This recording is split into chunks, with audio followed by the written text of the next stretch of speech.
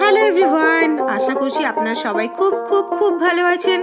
এই শীতের মৌসুমে প্রথম মেলার স্বাদ কি আপনারা নিতে চান? তাহলে আর দেরি কিসের, চলে আসুন ম্যাডক স্কোয়ারে।